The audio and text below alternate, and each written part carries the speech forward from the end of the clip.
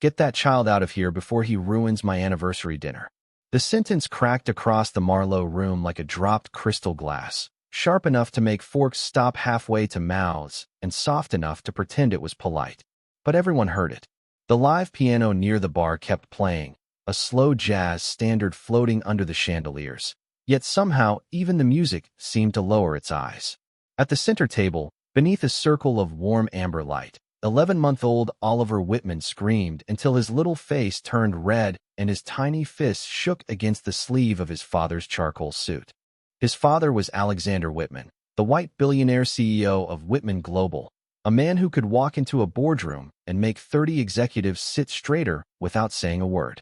He had negotiated hospital networks across 5 states, bought companies before breakfast, and turned a medical technology startup into an $18 billion empire before he was 42.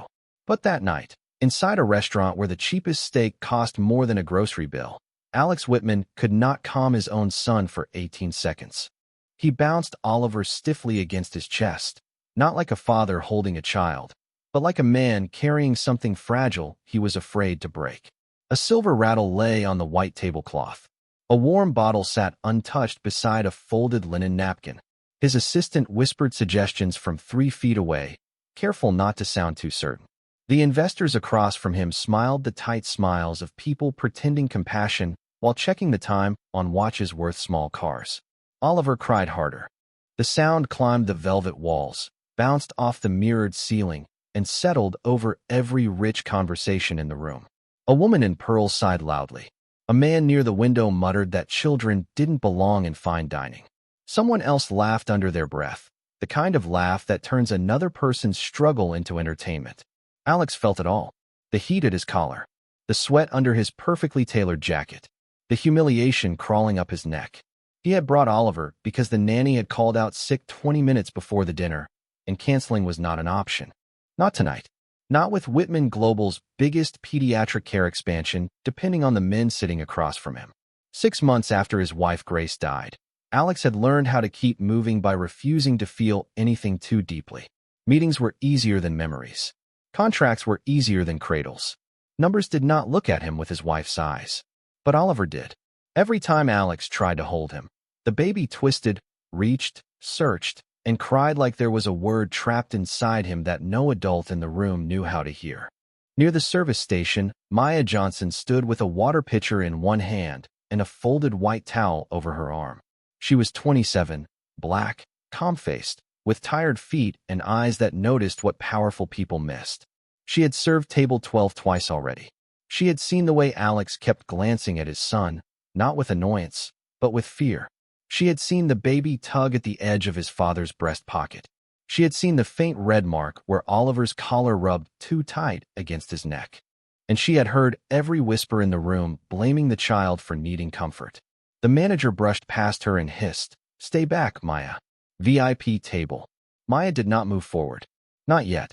She only watched Oliver's small hand reach again toward Alex's jacket, desperate, trembling, certain of something nobody else had recognized. Then the baby's cry broke into a breathless little sob, and something in Maya's expression changed. Not anger, not panic, recognition. Because some cries were not noise. Some cries were messages. And the tragedy in that room was not that the baby would not stop crying. It was that the one person he wanted most was too afraid to truly hold him. Maya had learned to recognize fear long before she ever wore the black apron of the Marlowe room. It had a rhythm. It made people speak too sharply, move too quickly, pretend they were angry when they were really ashamed. She had seen it in hospital waiting rooms when families did not know what to do with bad news. She had seen it in her younger brother, Caleb, after their mother passed, when he was 12 years old, and every thunderstorm sent him curling beneath the kitchen table with his hands over his ears. Back then, Maya had not known fancy words for panic or grief. She only knew that softness worked better than shouting, and patience worked better than pride. She learned how to lower her voice until it became a rope someone frightened could hold. She learned how to warm a blanket in the dryer, how to count breaths out loud, how to notice when a shirt tag scratched too hard, or a room was too bright, or a person needed comfort, but did not know how to ask for it. Years later, standing beneath gold chandeliers with a pitcher of ice water in her hand, she saw the same thing in Oliver Whitman. Not spoiled. Not difficult. Afraid. The baby's cry had changed. It was no longer a loud protest. It was thinner now, more desperate, the kind of cry that came from running out of breath and hope at the same time. Alex shifted him from one arm to the other, awkward and stiff, while trying to keep his face composed for the investors watching him like judges at a private trial. The man across from him, Carter Bloom, leaned back in his chair and said with a polished smile, "Alexander, perhaps we should continue this dinner another evening." It sounded gracious. It was not. Everyone at the table understood what it meant. Control your life before you ask us to trust your company. Alex heard it. His jaw tightened. His hand pressed against Oliver's back, but still not close enough, still not certain enough, still like a man afraid love might collapse if he held it too firmly. Maya took one step forward. The manager caught her wrist gently, not enough to hurt, just enough to warn. "Maya," he whispered, "this is not your table anymore." She looked at his hand, then at Oliver, then at Alex, whose expression had begun to crack in small, private places. "He is overheating," she said softly. The manager blinked. "What?" Maya nodded toward the baby. "His collar is rubbing his neck. The room is loud, and he keeps reaching for something in his father's pocket." The manager looked annoyed, but uncertain. That was the door Maya needed. She slipped free and walked toward table 12 with the steadiness of someone crossing a river on stones only she could see. A few guests turned to watch her. One woman gave her that familiar look, the one that asked who gave you permission without using any words. Maya ignored it. When she reached Alex, she did not touch the baby. She did not reach over him. She did not perform confidence. She simply lowered her voice and said, "Mr. Whitman, I know this is not my place, but your son is trying to tell you something." The table went still. Carter Bloom's eyebrow lifted. Alex stared at her as if he had forgotten servers could speak in full sentences. For a second, the billionaire returned, cold and guarded. Then Oliver let out a broken little sob and grabbed again at the breast pocket of his father's suit. Maya looked at that small fist, then back at Alex. "May I help you understand him?" she asked. Alex opened his mouth, probably to refuse, probably to protect whatever pride he had left, but the sound that came out was not command. It was surrender. "Please," he whispered. And in that single word, the most powerful man in the room became what he had been all along. A father who was lost. Maya stepped closer, but she kept her hands where Alex could see them, palms open, voice low, movement slow.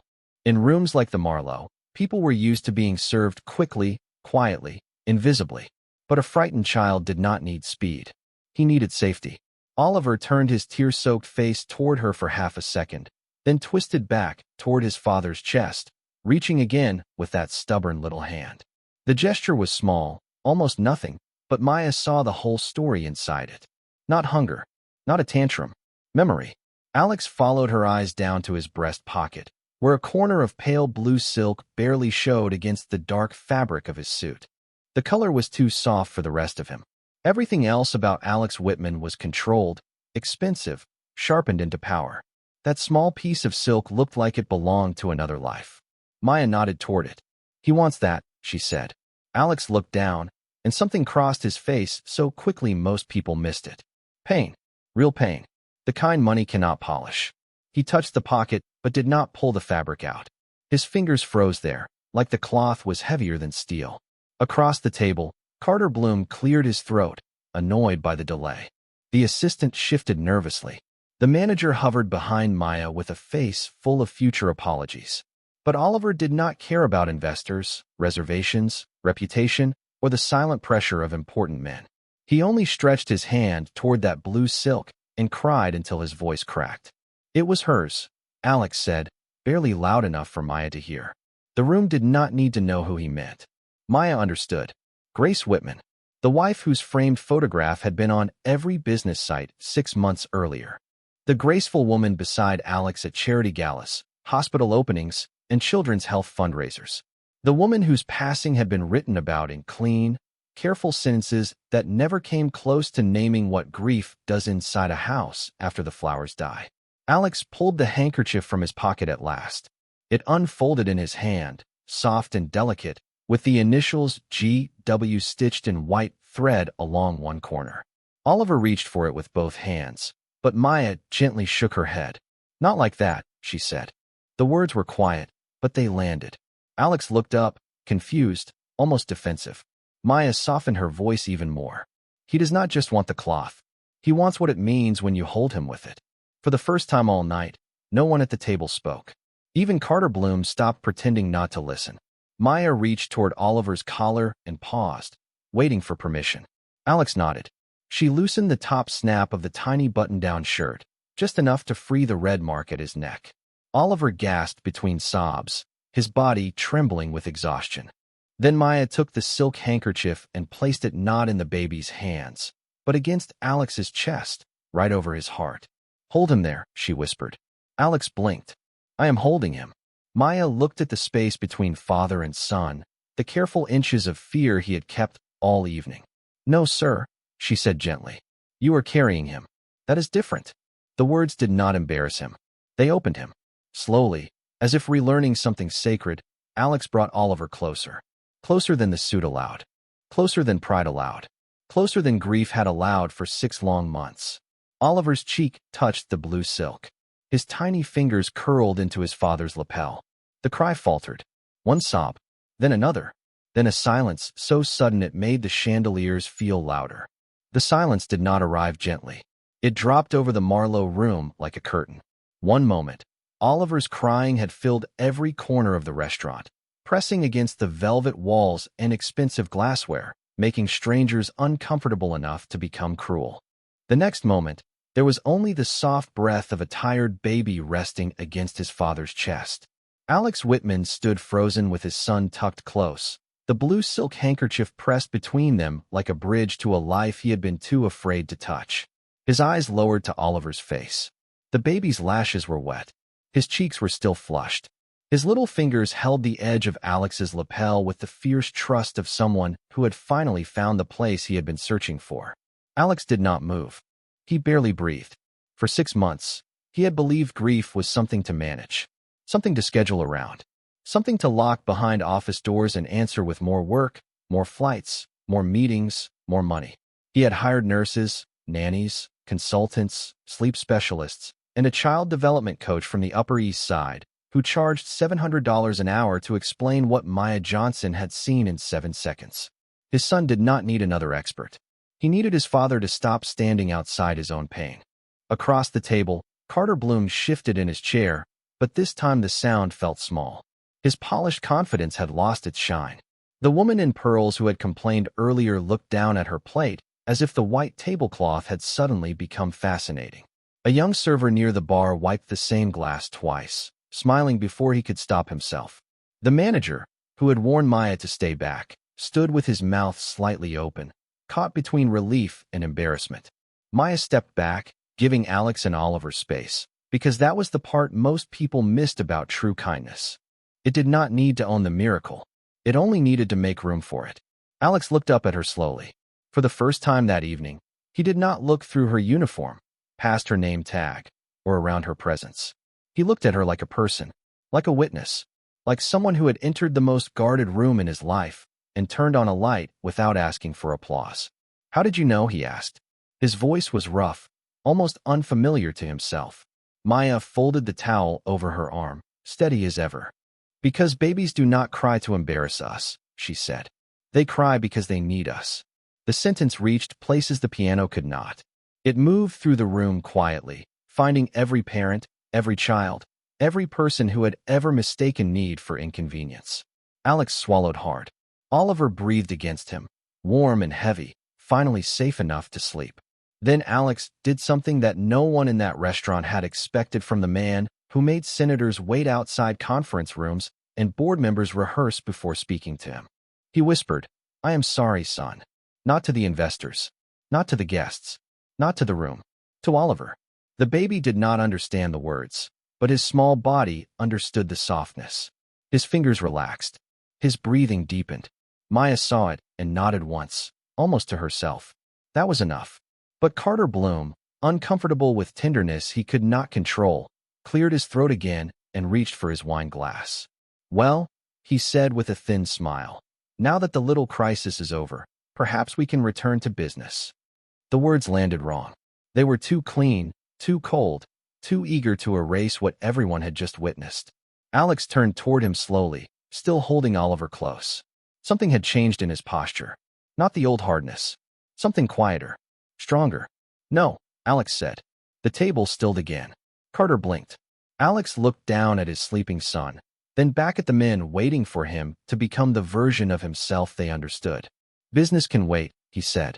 "My son cannot." And for the first time all night, the most powerful decision in the room had nothing to do with money. For a second, Carter Bloom looked as if Alex had spoken a foreign language. In his world, business did not wait for babies, grief, waitresses, or inconvenient displays of humanity. Business swallowed everything and called it discipline. He placed his wine glass down with careful precision, the way powerful men set down objects when they want everyone to notice their patience thinning. "Alexander," he said, lowering his voice, "we all respect family. Of course we do. But we have people at this table who flew in from Chicago, Dallas, and Los Angeles for a decision tonight." Alex did not sit. He did not hand Oliver to his assistant. He kept his son against his chest, one hand supporting the small back, the other resting over the blue silk that still carried the ghost of grace. "Then they can fly home knowing I finally made one," he said. The words were quiet, but they had weight. Maya felt the room tilt again. Not loudly, not dramatically, just enough for every person there to understand that the center of power had moved, and it had not moved toward the money. Carter smiled, but it had no warmth in it. "You are emotional." Alex looked at him. Yes. That single word seemed to confuse everyone more than a speech would have. Alex Whitman had spent years building a reputation on composure. He was the man who never flinched when markets dropped, never raised his voice when deals collapsed, never let anyone see him bleed from the inside. Yet here he was, holding a sleeping child in the middle of a restaurant, admitting emotion like it was not weakness, but evidence that something human remained. Carter leaned back. "The board will want to understand this sudden change in priority." Alex glanced at Oliver, then at Maya, then at the guests pretending not to listen while listening to every breath. "The board invested in pediatric care," he said. "Children, families, hospitals where frightened parents sit awake under fluorescent lights and pray for someone to notice what they cannot explain. If I cannot recognize my own son's pain from 3 inches away, then maybe I have no business pretending to build a company around care." No one moved. Even the piano player had stopped pretending the music could cover the silence. Maya lowered her eyes, not because she was embarrassed, but because the honesty in Alex's voice felt private, and she did not want to turn it into a spectacle. The manager stepped forward then, nervous and pale. "Mr. Whitman, I apologize if our staff overstepped. Maya is a valued employee, but we do have policies about approaching guests at private tables." Maya's shoulders tightened. There it was, the familiar turn. When something went wrong, the waitress was invisible. When something went right, she had still broken a rule. Alex turned to the manager slowly. "Overstepped." The manager swallowed. "I only mean, with a guest of your status, we try to maintain boundaries." Alex looked at Maya's name tag, then back at the manager. "Her name is Maya Johnson. She saw my son when every person in this room only heard a problem. If that is overstepping, then your boundaries are broken." A quiet breath moved through the restaurant. Not applause. Not yet. Something more fragile. Recognition. Maya looked up, and for the first time that night, the people at nearby tables did not stare at her like staff. They looked at her like the person who had done what none of them could. The woman in pearls pressed her lips together, ashamed. The young server by the bar stood a little taller. Carter Bloom checked his phone, annoyed to discover that his discomfort had no place to hide, because someone near the entrance had recorded everything. Not the whole dinner, not the negotiations, just the moment a black waitress noticed what billionaires missed, and a father finally remembered how to hold his child. The video was already leaving the room, slipping into the city through glowing screens and silent shares. But Maya did not know that yet. Alex did not know that yet. All they knew was the sleeping baby between them, the softened room around them, and the strange truth that sometimes one act of tenderness can expose every empty definition of power. By the time Alex carried Oliver toward the quieter lounge beside the dining room, the story had already begun traveling faster than anyone inside the Marlowe room could control. A woman near the entrance had sent the video to her sister in Queens. A line cook had received it from a bartender before dessert plates were cleared. A college student waiting for a ride outside had posted a 10-second clip with the caption, "The richest man in New York needed a waitress to teach him how to hold his baby." It was not cruel. That was why it spread. It did not mock the child. It did not turn Maya into a joke. It captured something softer and more dangerous to pride. A room full of powerful people realizing they had mistaken tenderness for weakness. Inside the lounge, the noise of the restaurant faded behind a thick walnut door. The lights were lower there, the air warmer, the city glowing through tall windows like a million tiny witnesses. Oliver slept against Alex's shoulder, one hand still curled into the lapel of his father's jacket. Alex sat carefully on a leather sofa, moving with the serious caution of a man holding the most valuable thing he owned and finally understanding it was not property.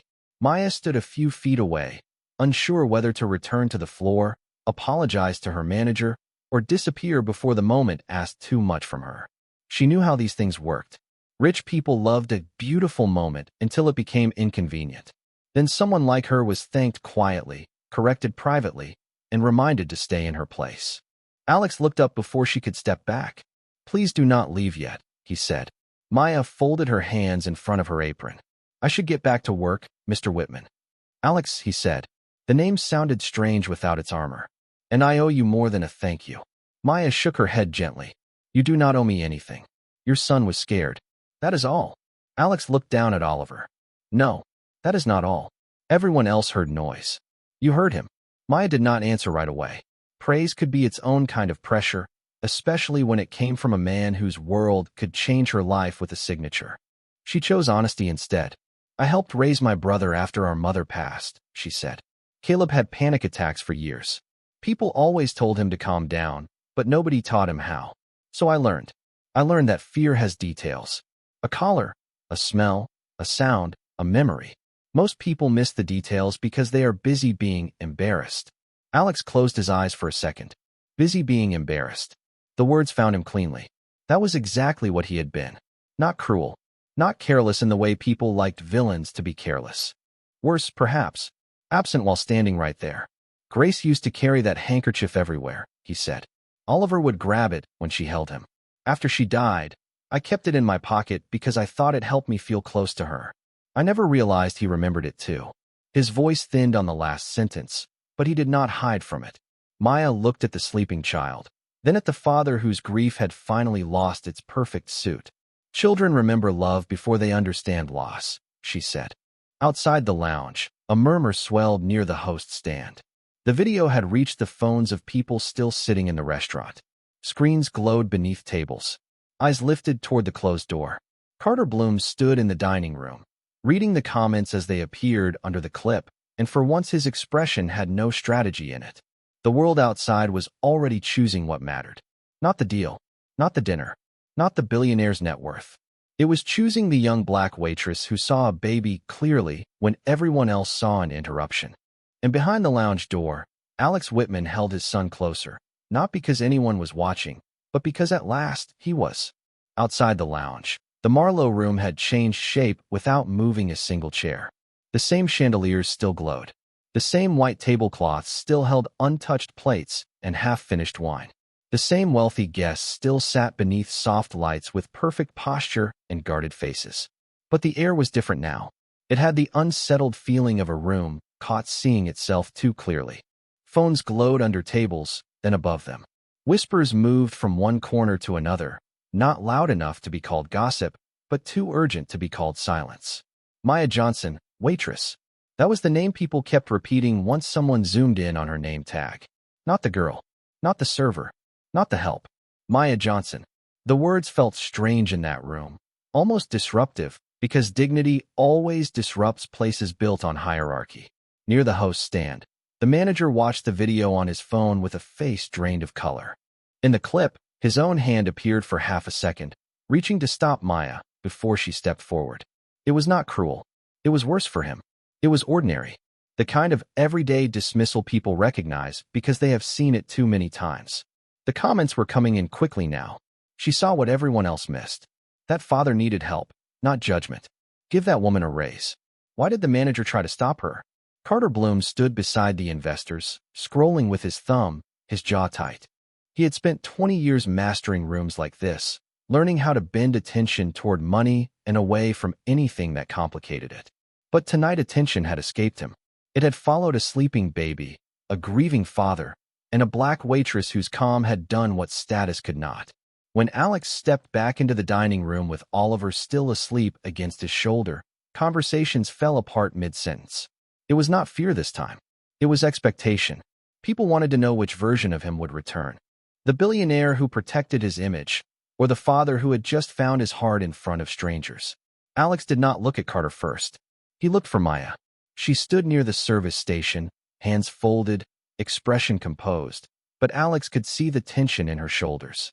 She was preparing for consequences. That realization cut deeper than any public embarrassment. She had helped his child, and still, some part of her expected punishment. Alex walked toward her slowly. The room watched every step. The manager rushed forward, voice low and frantic. "Mr. Whitman, I am handling this internally." Maya meant well, but we have standards for staff interaction, especially with private clients. Maya closed her eyes for half a breath. There it was again. Meant well. The soft language people use when they want gratitude without justice. Alex stopped. "Your standard almost kept my son crying," he said. The manager flushed. "Sir, I only wanted to protect your privacy." Alex looked around the dining room, at the phones, the polished faces, the people who had mistaken discomfort for inconvenience. "No," he said. "You wanted to protect the room from listening to someone you did not think belonged in the conversation." The sentence landed clean. No shouting. No spectacle. Just truth with nowhere to hide. Carter stepped in then, smiling for the audience he still believed he could control. "Alexander, careful. This is becoming a public relations issue." Alex turned to him, Oliver sleeping peacefully between them like the quietest judge in New York City. It became a public relations issue when everyone in this room heard a child in distress and worried more about dinner than compassion. Carter's smile faded. Alex faced Maya again. His voice softened. "Miss Johnson, I apologize. Not because a video is spreading. Not because people are watching. Because you should not have had to ask permission to be humane." Maya looked at him, and for the first time that night, her calm almost broke. Not into tears, into relief. The kind that comes when someone finally says the thing everyone else avoided. Around them, the room remained still, but something had loosened. A young server near the bar began to clap once, then stopped, unsure if he was allowed. Then an older woman by the window joined him. Then another table. The applause was not loud at first. It grew carefully, like people learning courage in real time. Maya did not smile for the room. She looked at Oliver, then at Alex, and said quietly, "Just remember this tomorrow, when nobody is filming." Alex nodded. "I will," he said. And somehow, that promise felt heavier than any contract on the table. By midnight, the video had slipped far beyond the Marlowe room. It moved through Manhattan group chats, parenting pages, hospital staff forums, service industry accounts, and quiet homes where tired mothers watched it with one hand over their mouths. The clip was short, but it carried a whole world inside it. Oliver crying. Alex stiff with helpless pride. Maya stepping forward with calm in her face and grace in her hands. The blue silk handkerchief. The moment the baby settled against his father. The apology. The manager trying to explain policy while the room learned the difference between order and humanity. People did not share it because it was scandalous. At first, she thought something had happened to Caleb. Her heart jumped as she reached for it with tired fingers, still in the narrow employee hallway that smelled faintly of lemon cleaner and coffee. But it was not Caleb. It was everyone. Old classmates. Nurses from the clinic where she volunteered on weekends. A cousin in Atlanta. A woman from her church who simply wrote, "Baby girl, I am proud of you." Maya stared at the screen until the words blurred. She was not used to being seen without being reduced. Not praised for being strong as if pain were a job requirement. Not admired because she had endured rudeness quietly. Seen. It was watching grown adults treat compassion like an interruption. Carter's face hardened, but there was nowhere for his polished arrogance to go. Too many people had watched. Too many people had heard. Maya watched from behind the glass doors, half hidden by the host's stand, while the manager stood beside her in uncomfortable silence. For once, he did not know what policy to quote. For once, the handbook had nothing useful to say. Maya, he began. She looked at him. Not angry, just exhausted. I am going home, she said. My shift ended 30 minutes ago. He nodded quickly, almost grateful for the simplicity of the sentence. She took off her apron in the staff room, folded it carefully, and placed it on the shelf. Her feet hurt. Her shoulders ached. Her whole body felt like it had been carrying the room long after Oliver stopped crying. For the child. Across town, Alex sat in the back seat with Oliver asleep beside him, the blue handkerchief resting between them. For the first time in 6 months, he did not open his email. He did not call his assistant. He did not review the deal. He looked at his son and let the silence be full. And somewhere between the restaurant and his empty penthouse, Alexander Whitman understood that tomorrow could not be another performance of change. Tomorrow had to cost him something real. The next morning, Maya woke before sunrise to the sound of her phone vibrating against the wooden crate she used as a nightstand. For a moment, she forgot the restaurant, the video, the applause, the sleeping baby, the billionaire with grief folded inside his suit. Then she saw the messages. Hundreds of them. Some kind, some curious, some from strangers who thought one clip gave them the right to own her life. She placed the phone face down and sat on the edge of her bed, listening to the old radiator hiss in her small apartment in Queens. Caleb was still asleep on the couch, one arm over his eyes, his college textbooks open on the floor beside him. Rent was due in 4 days. Her nursing program application sat unfinished on the kitchen table because the application fee had felt too heavy that month. The world online was calling her extraordinary, but her coffee can still held $7.32 in tips from the night before. That was the part viral stories rarely showed. Visibility did not pay the electric bill by itself. At 8:15, she tied her hair back, put on a clean sweater, and prepared to return to the Marlowe room because dignity still had to clock in. But when she stepped outside, a black SUV waited by the curb. Not threatening, not flashy, just there. The driver stood beside it and said, "Miss Johnson, Mr. Whitman would like to speak with you. Only if you are comfortable." Maya looked at the car, then back at her building. Every lesson life had taught her said to be careful when powerful people arrived with polite voices. "He can speak to me at the restaurant," she said. The driver nodded, as if Alex had expected that answer. By 10 o'clock, Maya walked through the service entrance and found the staff room unusually quiet. No jokes, no clattering trays, no one pretending not to stare. Her manager stood near the lockers with red eyes and a folded letter in his hand. "Maya," he said, "before anything else, I owe you an apology." She waited. He swallowed. "I was wrong. I cared more about protecting the image of this place than protecting what was right in front of me." Maya wanted the words to feel bigger. She wanted them to repair every time someone had called her girl, every time a guest had snapped their fingers, every time kindness had been treated like a risk. But apologies were not magic. They were doors. People still had to walk through them. Before she could respond, the door opened, and Alex Whitman entered carrying Oliver against his chest, not in a designer carrier, not passed to an assistant, but close, steady, certain. The blue handkerchief was tucked beside the baby's cheek. Alex looked tired, but not empty. That mattered. "Good morning, Miss Johnson," he said. "I came here because you told me to remember when no one was filming." Maya crossed her arms gently. "And do you?" Alex nodded. He placed a folder on the table, but did not slide it toward her like a deal. "I spoke with my board at 6 this morning. Whitman Global is establishing the Grace Whitman Child Care Fund. It will cover emergency child care grants for service workers, hospital staff, and single parents across New York City. We are starting with $5 million, and the first partner will be this restaurant, if the staff wants it." The room went still. Maya looked at the folder, then at Oliver, who blinked at her with sleepy brown eyes. Alex continued, softer now. "I also learned you applied to nursing school and paused your application." Maya's face tightened. "Who told you that?" "Your manager mentioned you volunteered at a clinic. I asked no further questions after that. So I will ask you directly. May I fund a scholarship in your name, not as payment, not as charity, but because people like you should not have to choose between serving tables and learning how to heal children?" Maya did not answer immediately. Pride and relief stood inside her like two people arguing in a narrow hallway. Finally, she said, "Only if it helps other students too." Alex smiled faintly. Then, That is how it will be written. Oliver reached for Maya's finger, and this time, Alex did not look afraid. He watched his son choose trust, and he honored it. Maya let the baby hold her finger for one small second before stepping back. She did not scream. She did not boast. She did not become what the internet wanted to make her. She simply stood there, a black waitress in a staff room with tired feet and a steady heart, watching power learn humility in daylight. Alex had owned the room for one night. Maya had healed what money could not touch.